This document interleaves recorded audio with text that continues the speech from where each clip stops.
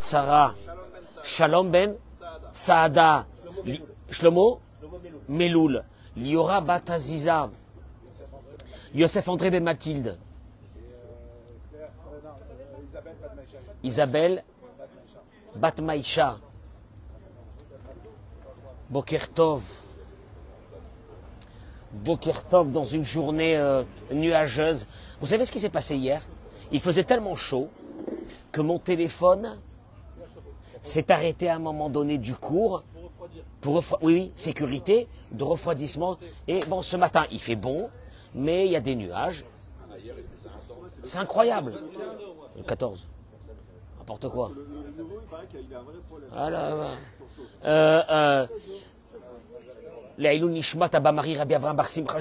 Pour la bracha et la tzlacha et la protection de nos chayalim. Qu'Akadosh Baruch Hu yishmerem viyatzilem mikol tzara vetzuka mikol nega v'machala. Amen ken yhi ratzon. Je voudrais aborder avec vous une petite idée. Ça va pas être long aujourd'hui. Une petite idée. J'attends que nos amis se connectent sur les réseaux sociaux. Si vous pouvez partager ce cours et mettre les noms des malades que vous avez besoin. Amen ken yhi ratzon. Qui c'est qui n'est pas encore entré là, ici, qui voudrait être avec nous au cours? Gérard, je voudrais aborder une idée que nous allons voir à travers un petit message de la paracha. Non, il pleut pas. Non, il pleut pas, Kadosh Baruch Hu, il enlève tout. La vigilance d'un être humain dans sa vie, de faire attention à ce qu'il fait, de faire attention aux conséquences de ce qu'il fait, vous savez comment je vais appeler ça ce matin? Anticiper les problèmes qui vont arriver. Vous savez qu'il y a des personnes qui n'arrivent pas à anticiper les problèmes. Et puis un bon matin, ils se trouvent dans le problème. Alors, on appelle ça cette vigilance qui est demandée à un être humain, de faire attention à sa vie, de faire attention à sa façon de se conduire. Moi, vous savez, je vais vous dire une chose. Eric, j'ai beaucoup de personnes qui me contactent, qui me disent on voudrait venir vous voir parce qu'on va divorcer. Bah, je dis, si vous allez divorcer, moi, vous venez pas me voir. Vous venez me voir pourquoi? Me voir pourquoi? Je suis quoi? Non, me voir pourquoi? Pour que je vous dise oui, divorcer. Mais je leur demande, pourquoi vous n'êtes pas venus avant? Au début, quand tu sens que ça va pas, c'est peut-être le moment de venir et d'arranger. Mais vous savez, c'est une faculté, une chorma, on va le voir aujourd'hui, d'observer les problèmes, d'observer les choses qui peuvent arriver dans une vie, de se dire, je vais peut-être faire attention, alors que c'est qu'au début d'un problème. Parce que c'est très important dans une vie, vous savez comment on appelle ça? La hitbonenut. Vous savez c'est quoi la hitbonenut? Pas la hitbodedut. La hitbonenut, c'est de réfléchir tous les jours à ce qu'on fait dans la vie, de voir les conséquences c'est pas de voir, mais d'avoir la faculté de comprendre qu'il y a des conséquences sur chaque chose qu'on fait. Où est-ce qu'on voit ça? La Torah nous raconte l'histoire de Yosef. Un beau matin, le fils de Yaakov, qu'est-ce qu'il fait? Il se met à quoi? À rêver.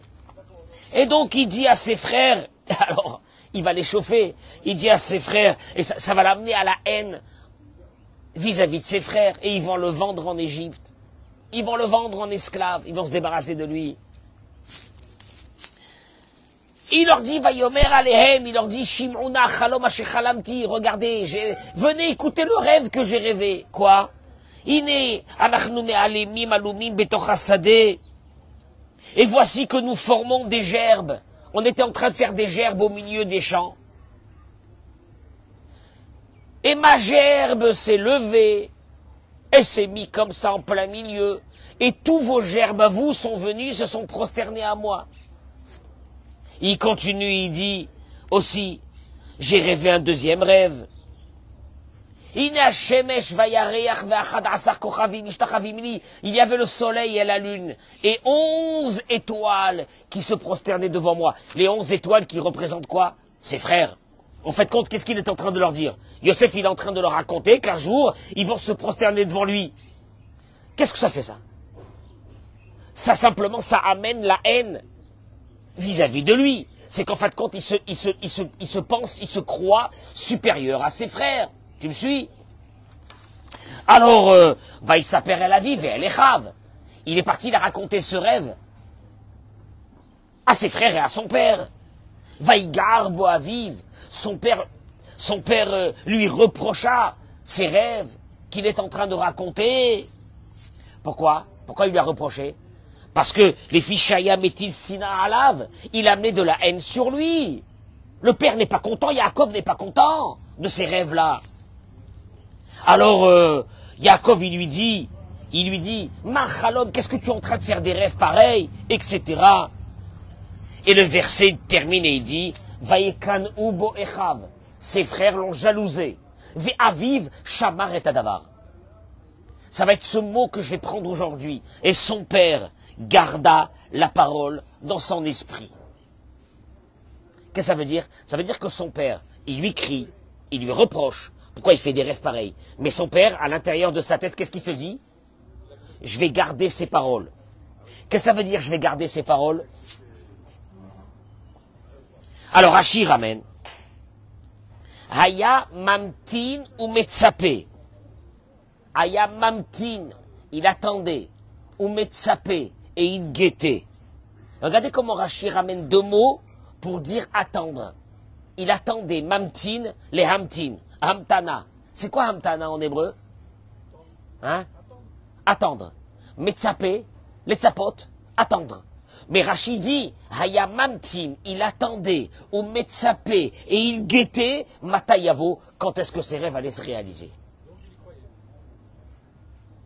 Tu entends? Rashi te dit, il attendait et guettait, quand cela se passera-t-il? Ça veut dire que Yaakov Avinu a un fonctionnement qui est différent de tout le monde. Yaakov, il y a quelque chose chez lui qui n'a pas chez les enfants. C'est quoi? C'est que quand il entend les rêves, il attend et il guette. Qu'est-ce que ça veut dire il attend et il guette? Je vais vous dire tout de suite. Vous allez comprendre c'est quoi le fonctionnement normal d'un être humain dans ce monde. Le Rav Dessler, il ramène à plusieurs reprises, il dit le Rav Dessler la chose suivante. Chez Darkam, chez Tzadikim, l'ishmor kol remez, shehem roim de chayehem, bezichronam. Tout fait, toute chose anodine que pour nous, on ne met pas de l'attention, le tzaddik fait attention à chaque chose. La différence entre un être humain qui laisse passer tout. Le tzaddik, il fait attention à chaque chose. Et il le garde dans son esprit.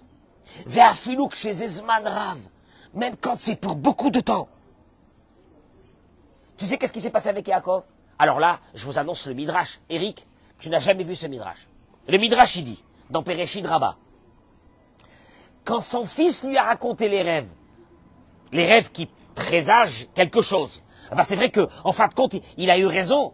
Il a eu raison de prendre en compte ses rêves. Parce qu'un beau matin, les frères vont se prosterner devant un anonyme qui est le prince d'Égypte. Qui est au fait qui? Yosef. Donc les choses vont se réaliser. Mais le Midrash Rabbah ramène. Natal Kulmus, il a pris une plume pour écrire. Vekatav, et il a écrit. Bezeyom, quel jour? Beze Sha'a, à quelle heure? Beze Makom, à quel endroit le rêve a été fait? Veruach HaKodesh Omeret. Le Midrash, il continue, il dit. Et l'esprit divin disait à Yaakov, Shmor et Advarim, garde ces paroles, garde cette discussion, garde-la. She'atidi Madvarim Liga, parce qu'un beau jour, elles se réaliseront. Achen. Et c'est pour cela, il dit Rav Dessler, la carte, ça c'est les mots du Midrash. Les mots du Midrash, c'est que Yaakov, chaque chose qu'il avait, qu'est-ce qu'il faisait? Il écrivait. Il y a un truc bizarre qui se passe. Tu peux l'écrire dans des paroles, comme tu peux aussi l'écrire dans ta pensée. Réfléchis. Il y a quelque chose qui se passe, réfléchis. Garde-le dans ta pensée. Parce que tu verras qu'il y a une réalisation divine à travers ce que tu es en train de voir maintenant, que tu ne comprends pas. Et là, il dit, Achen, effectivement, il dit Rav Dessler, il a fallu attendre combien de temps? 22 ans. Avant que ce rêve-là, quoi? Se réalise. Les Ummadzot, alors que, Darkam shel Reshaim shel Olash Giar Barmazim, Hanitanim Lahem Be'inyan Ze. Et il dit à la différence du rachat, du méchant, que lui, du méchant, c'est pas un terme péjoratif. Il y a des personnes qui prennent leur vie au sérieux, qui réfléchissent. Et il y a des personnes qui ne réfléchissent pas à rien. Et il leur arrive des messages. Eric, les messages, ils arrivent tous les jours. Hervé, les messages arrivent tous les jours. Sauf que, est-ce qu'on a des capteurs pour capter ces messages et réfléchir à la chose, donner du temps de réflexion? Le Messilat Yesharim, il le dit. Rappelez-nous, Moshe Chaim Luzzatto, que si un être humain prenait le temps de réflexion dans sa vie, tous les jours, sur chaque chose qui lui arrive dans sa vie, plein d'erreurs qu'il a fait, il ne les aurait pas fait. Mais c'est juste que l'être humain, il dit le Messilat Yesharim, il est comme un cheval à la guerre. Il court, il réfléchit à rien. Puis un beau matin, Dieu lui dit, moi, il y a 10-15 ans, je t'avais envoyé un WhatsApp. Tu l'as même pas ouvert. Et tu fais quoi? Tu l'as pas ouvert. Les deux V, ils étaient gris, ils étaient pas bleus. Tu l'as pas ouvert. Qu'est-ce que tu veux que je te fasse? Le tzaddik, lui, qu'est-ce qu'il fait? Regarde, Yaakov Avinu, il entend un rêve. Bon, qu'est-ce qu'il peut se dire? Oh, c'est des bêtises, encore ce jeune homme-là, qu'est-ce qu'il est en train de rêver? Il est parti, il a pris une plume, et il a écrit le rêve. Et Dieu lui a dit, Yaakov, attends, tu verras que quoi? Que ça va se réaliser. C'est la différence entre un être humain qui réfléchit tous les jours. Tu sais quoi? Pourquoi je vous ai dit au début du cours qu'il y a beaucoup de personnes qui viennent me voir au moment du divorce? J'ai envie de les frapper. Tu sais pourquoi? Hervé, il est choqué. Je suis pas violent. Hein. Tu sais pourquoi j'ai envie de les frapper? Ça me fait mal au cœur. Tu sais pourquoi ça fait mal au cœur? Pourquoi t'es pas venu bien avant? Je vous ai raconté, il y a un qui m'appelait, il m'a dit, Rav Cohen, oui, il m'a dit, vous ne me connaissez pas, je vous appelle. Est-ce que vous vous occupez des divorces? Hein? Je lui dis quoi? Je m'occupe des divorces? Moi, je ne m'occupe pas des divorces. Si vous voulez divorcer, allez à la rabbanoute, qu'est-ce que vous voulez de moi? Ah bon, je pensais que... Non, je lui dis non. Moi, on vient chez moi quand on ne veut pas divorcer. Bien avant. Mais si on veut divorcer, on ne vient pas chez moi. Mais quoi? Tu sais quoi? Tu sais quand est-ce que la personne se réveille? Quand elle est en bas de la catastrophe, c'est là qu'elle se réveille. Pourquoi tu réfléchis pas tous les jours? Et là, regardez, je vais vous amener un truc très court. Que quand Dieu est venu chez Adam Arishon, après la faute, qu'est-ce qu'il lui a dit? Adam, Ayeka. C'est quoi Ayeka? Ayeka, où tu es? Où tu es? Bon, maintenant tu dis où tu es, qu'est-ce que tu crois? Qu'Adam Arishon s'est caché, il a joué un jeu de cache-cache avec Dieu, et Dieu il appelle Adam, où tu es? Où tu es? Chazal, ils viennent, ils disent que le mot de Ayeka, en fait, c'est même pas un mot qui a été dit pour Adam seulement, il a été dit pour l'humanité tous les jours de la vie. Ayeka. Tous les matins, Dieu, au moment où tu te réveilles, il te dit où tu es. Où tu es. C'est un message divin qui est donné à tout être humain tous les matins de sa vie. Où tu es. Est-ce que tu t'évalues? Est-ce que tu évalues ta situation? Regardez qu'est-ce qu'il dit. Il dit que, au fait, Dieu demande à la personne, Ezetovanot ki bata ala tzmecha. Tu es rentré dans des colères? Hein? Aïnara, ta'avot, des envies, chemda, tu veux ce qui appartient à l'autre, kaas, la colère, bourré olam, Dieu tous les matins il te demande Ayeka. Tu peux me faire une évaluation de ta situation d'hier? Et c'est Tovanot qui va t'arrêter. Est-ce que tu as réfléchi? Est-ce que tu penses que ce que tu as fait hier c'était bien? Ce que tu as fait Shabbat dernier c'était bien? Tu sais où est le problème, Gérard? Si une personne, après qu'elle a fauté, ou qu'elle a fait une bêtise, ou qu'elle a une colère, ou qu'elle a une quelque chose, elle se remet en question, la prochaine fois, ça sera moins violent. Tu sais quand est-ce que la violence continue d'étape en étape? C'est quand la personne n'a pas pris le temps de réfléchir. Ayeka, où tu es?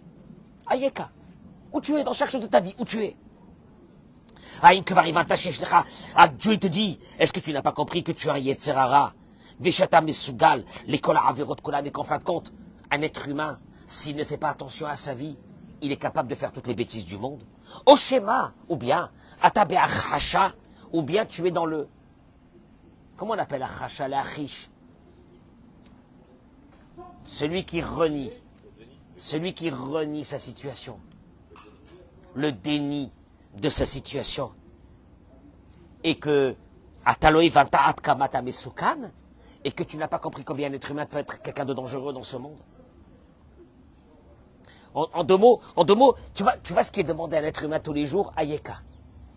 Ayeka. Où tu te situes? Dans la barre de ta vie.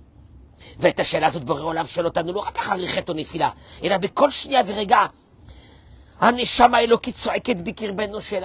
dit au fait c'est un cri de notre âme qui dit à notre corps tous les jours, Ayeka. Ça va? Hein? Comment tu analyses la journée d'hier, celle d'avant-hier, etc. Et il dit, כאשר אדם מבין שבאמת יש לו שייכות עם כל מה שרואות עיניו ושומעות על זה ושקולות ההתחלה שבמנו יכול לגדול ולצמוח וצריך לדעת להבנה פנימית ולהכיר העובדה שגם לא יצר הרע. Il te dit, en vérité, le vrai but d'un être humain, c'est d'arriver à une constatation claire. On a un Yetzer Hara. Il nous fait tomber et il nous fera tomber. Sauf que je suis conscient que j'ai ce Yetzer Hara et je vais essayer le plus possible de me battre avec lui. Je sais. Qui c'est qui peut te dire qu'il n'a pas un Yetzer Hara de la colère, un Yetzer Hara de bêtises de la vie, un Yetzer Hara de ch'touillotte, un Yetzer Hara d'engranger de l'argent qui va te servir à quoi le jour où tu vas partir. Mais c'est comme ça, c'est la vie. Et il te dit,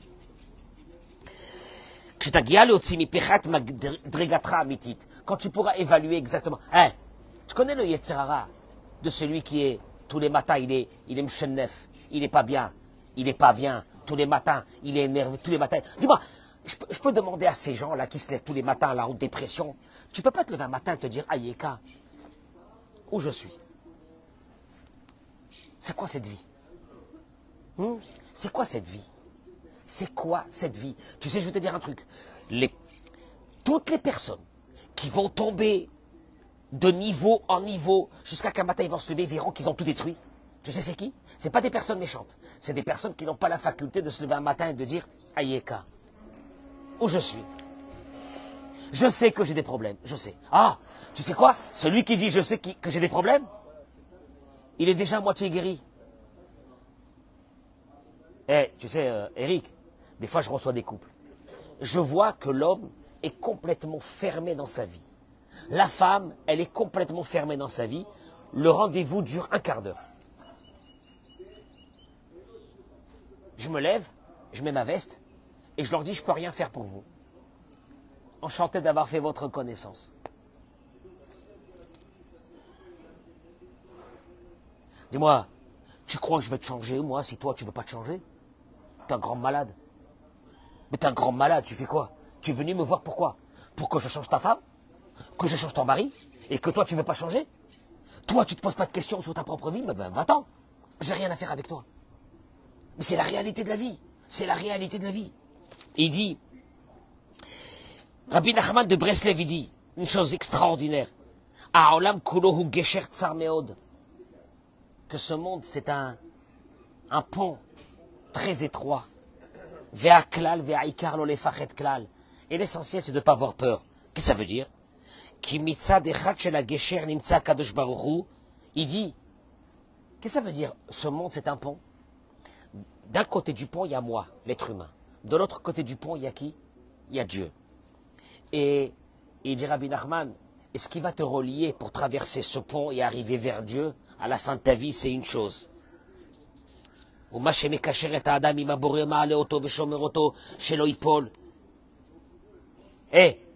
maintenant, tu vois Dieu de l'autre côté du pont. Tu sais que ta mission, Eric, c'est de traverser le pont. C'est ce qu'il dit. Ve'aikar, lolefar. Ça, c'est la chanson. Hein. Kola olam kulo. C'est Rabbi Nachman de Breslev qui le dit. Tout ce monde entier, il est un pont très étroit. L'essentiel, c'est de ne pas avoir peur. Qu'est-ce que ça veut dire, ne pas avoir peur? D'un côté, il y a moi. Ma vie, c'est un pont. De l'autre côté, il y a Dieu. Je dois arriver, dans ma mission, je dois arriver le plus proche de lui, de mon vivant. Comment je fais? Comment je fais pour avancer? Il dit une chose. Tu sais qu'est-ce qui va t'accompagner pour ne pas tomber dans la vie des deux côtés du pont? Midata Emet. Midata Emet, et dit Rabbi Nachman. Midata Emet. La vérité. Alors la vérité, il dit la vérité. Vous voulez que je vous dise c'est quoi la vérité? Il dit, Adam Shishlo Ba'ayat Samim. Un homme qui a des addictions. La drogue, l'alcool, le jeu, etc. Il dit, regardez,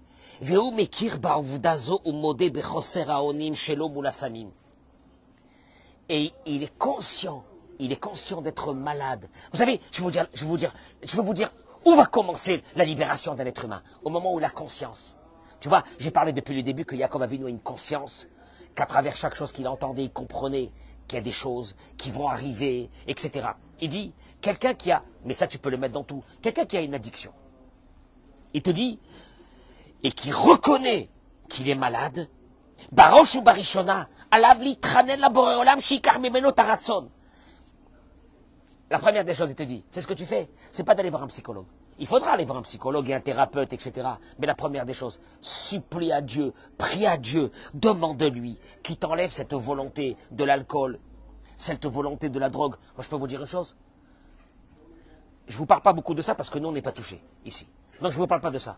Mais j'ai énormément de femmes qui m'appellent et qui me disent, je peux plus. Maintenant, lui, le mari, qu'est-ce qu'il dit? Moi, je trouve mon équilibre à travers cette drogue.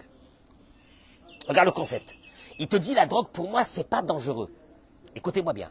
C'est qu'avec cette drogue, addiction, je trouve mon équilibre. Il te dit, Rabbi Nachman, écoute-moi bien une chose. Si ton équilibre dépend d'une drogue, dépend de l'alcool, dépend de choses comme ça, dépend du jeu, dépend de tout ce que tu veux, à un moment donné, il y aura un manque. Puisque le problème, la problématique de l'addiction, c'est qu'à un moment donné, tu peux être confronté à quoi? À un manque. Et quand tu vas être confronté à un manque, tu vas devenir quoi? Fou. Shabbat,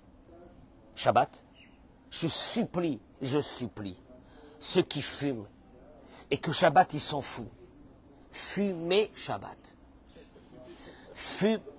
Ça vous choque, hein? Fumez Shabbat. Vous êtes en danger de mort, et ceux qui sont autour de vous sont en danger de mort. Fumez Shabbat. Fumez Shabbat et laissez tranquille ceux ils sont sur le point de mourir. Il y a des femmes, il y a des enfants qui sont sur le point de mourir. Fumez Shabbat. Fumez Shabbat. Ça sert à quoi? Non mais ça sert à quoi? C'est un Shabbat? C'est la mort. C'est pas un Shabbat, c'est la mort. Et je vais te dire un truc, tes enfants ne garderont pas Shabbat. Parce que pour eux, le Shabbat, c'est l'horreur. Mais là, il dit, écoutez-moi bien, il dit la chose, regarde, chez Yotzi, Otto, il dit le Ravarouche, mais Rachot va tirutzim chez Zelo Kokarnora. Prie que Dieu t'enlève cette idée, que ta vie, tu sais, je gère. Le fumeur, le drogué, il dit, je gère. Il dit, prie à Dieu qu'il te fasse sortir cette idée de la tête que tu gères. Parce que tant que tu dis que tu gères, tu ne sortiras pas du problème. Le déni du problème. Vous avez vu ça? C'est un monsieur qui est là, parmi ceux qui sont déplacés. Il vient nous arranger les lumières. Une chose, je termine avec une chose, Béhémet. Voilà, j'ai terminé. Je vous en supplie. La vie, elle est compliquée, même sans ça. Même quand il n'y a pas de drogue. Même quand il n'y a pas d'addiction. La vie, elle est dure. Mouna, Richard, la vie, elle est dure. La vie, elle est dure. La vie, elle est dure. La vie, déjà, elle n'est pas facile. La vie, elle n'est pas facile. La composition d'un couple, c'est pas facile. Les enfants, les enfants, pour les faire grandir, et qu'ils soient des enfants normaux, je répète, dans un couple où il y a des addictions, je gère, il dit je gère, il dit mes enfants, à la grâce de Dieu, tout va bien. Ma femme, elle se tait, elle dit rien. Mon mari se tait, il dit rien. Parce qu'il y a des femmes aussi qui ont des addictions, il y a des hommes aussi qui ont des addictions. Tout va bien. Sauf que, le rachat, il dit Rav Dessler, le rachat, le méchant, le mauvais, il n'est pas mauvais vis-à-vis des autres, il est mauvais vis-à-vis de soi-même. Le rachat, c'est celui qui n'est pas réveillé aux détails de la vie. Je veux faire quoi de ma vie? Les enfants que je vais avoir, Eric, j'ai envie d'avoir des enfants tzadikim, calmes, tranquilles, peinards. Eric, on a envie d'avoir des enfants normaux. On est d'accord ou non? Quand tu fais grandir un vivier monstrueux, qui est une maison, où c'est que dans cette maison, l'équilibre tient à un fil. S'il n'a pas sa clope, s'il n'a pas sa cigarette, s'il n'a pas son truc, ça va partir en cacahuète. Je peux te dire un truc? Le rachat, c'est celui qui ne voit pas l'avenir. Le rachat, c'est celui qui ne voit pas ce qui va se passer dans sa vie. Le tzaddik, c'est celui qui sait qu'il a un problème. Il a un problème d'addiction. Qu'est-ce que je peux faire pour être tranquille Shabbat? Alors, le Rambam il dit, le début de la Teshuvah, c'est de se sauver de l'endroit qui te fait tomber. Si tu sais que tu vas dans une synagogue Shabbat, où le concept est de se bourrer,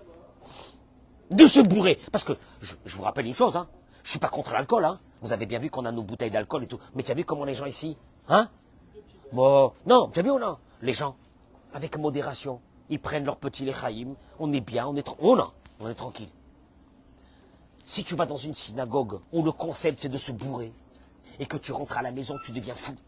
Si ta vie Shabbat, c'est une horreur, pourquoi? Parce que tu fumes pas. Tu fumes pas. Va voir un médecin qui te donne, et pour ceux qui prennent du cannabis, regardez qu'un rabbin, il est obligé de parler de ça. Avant les rabbinim, ils parlaient de grands chidushim de la Torah, aujourd'hui, on en parle de... Alors allez-nous. Si le Mashiach, il vient pas, moi, je sais pas où je vais me sauver. Que le Mashiach, il vienne, parce que Bémet, et qu'il nous arrange, je sais pas s'il peut nous arranger ça, mais qu'il nous arrange ça, c'est pas possible. Il y a bien des produits qui font que tu sois calme, Shabbat. Pour ne pas que ceux qui sont à côté, tu sais quoi, avec un objectif, la vision de l'avenir, de ces enfants qui vont vivre dans cette maison, ou ils vivent dans une maison, où ils vivent à Gaza. Je sais pas où, ils vivent dans la guerre. Regarde. Tu as vu, il dit Rabbi Nachman, le tzaddik, c'est pas celui qui... Tu entends? Il dit Rabbi Nachman, le tzaddik, c'est pas celui qui a pas de travers. Le tzaddik, c'est celui qui a des travers. D'abord, il accepte qu'il a des travers. Qu'il a des faiblesses. La colère, tout ce que tu veux. Et puis, après qu'il sait qu'il a ça, il demande à Dieu de l'aider. Il fait des efforts. Il se tue, s'organise pour que le Shabbat prochain qui va venir, il y aura pas des souffrances dans une maison.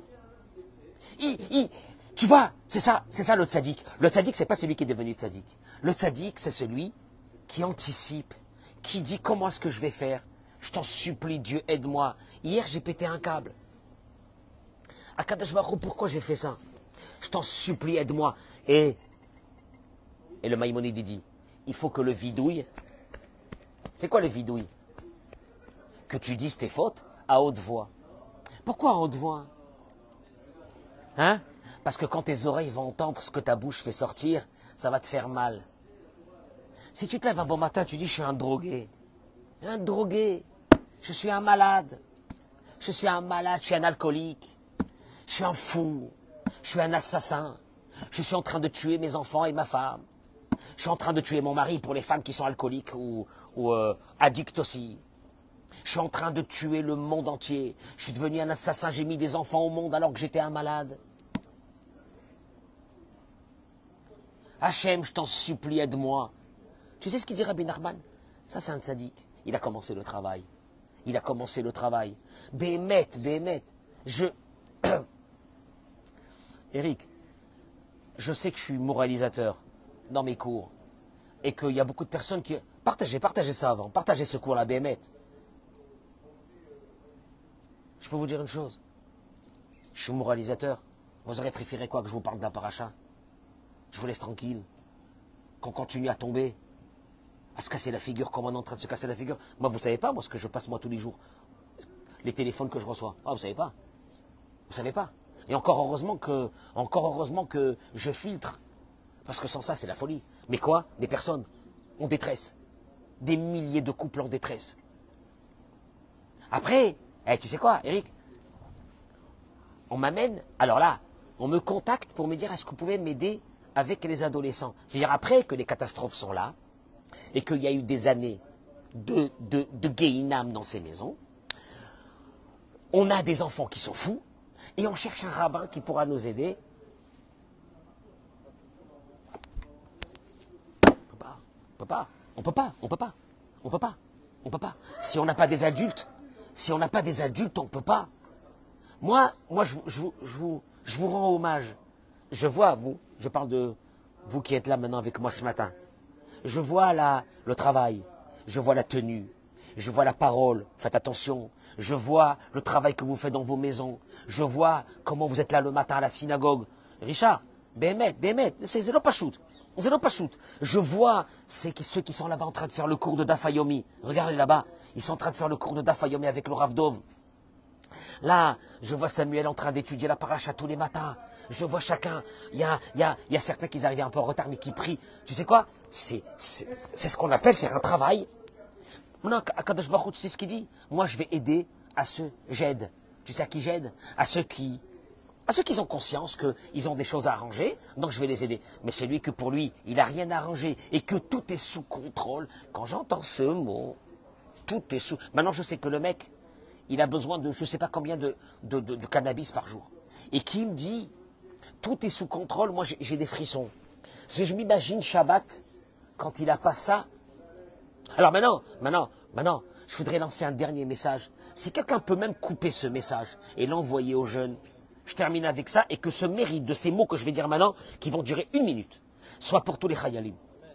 Je supplie les jeunes, je supplie les adolescents et les jeunes qui sont tombés dans ces drogues, que tant qu'ils ne sont pas guéris, de ne pas se marier. Je les supplie de ne pas se marier. Parce qu'ils vont détruire des générations d'enfants qui vont venir dans le monde. Guérissez d'abord. Guérissez d'abord. Ne pensez... il y a certains, je vais vous dire une chose, il y a certains qui pensent que le mariage va les guérir. Ah, maman, mais le mariage, c'est pas... Mais le mariage, c'est pire. Il les a jamais guéris. Je vous en supplie. Les jeunes qui avaient des problèmes d'alcool, des problèmes d'addiction, prenez conscience que vous avez ces problèmes d'addiction, c'est pas grave. Mais je vous en supplie, ne vous mariez pas. D'abord, guérissez de ça. On enlève les addictions, et après on se marie. Un mariage, des enfants, c'est... Eric, c'est le projet de la vie. On l'a réussi, on l'a pas réussi. Chacun avec l'aide de Dieu. Bezrat Hashem. Yaakov Avinu nous a appris ça. Chaque chose qu'il voyait, chaque chose qu'il entendait, il notait, il réfléchissait, il gardait dans sa tête. Il disait, qu'est-ce que ça va donner? Qu'est-ce que ça va donner? Mamtin ou Metzapé, dit le rabbi. Qu'est-ce que ça veut dire ces mots du Rashi? Mamtin. Il attendait et il scrutait. Il dit le rabbi, Mamtin, quand on attend, c'est quand il y a une catastrophe qui va arriver, on l'attend. Metzapé, c'est quand on attend quelque chose de bon. On scrute pour voir si la bonne chose, elle arrive. Il y a des fois que tu sais qu'il y a des mauvaises choses qui vont arriver, faire attention. Il y a des fois, tu sais qu'il y a des bonnes choses qui vont arriver. Tu fais attention pour qu'elles arrivent. Et tu gères ta vie. En fonction de ça, pour que, avec l'aide de Dieu, tu réussis un jour dans ce monde à laisser quelque chose de bien. Gérard, c'est ça l'essentiel. C'est qu'on laisse quelque chose de bien dans ce monde. Je vous laisse réfléchir à ça. Bracha v'atzlacha, amen, Kenny.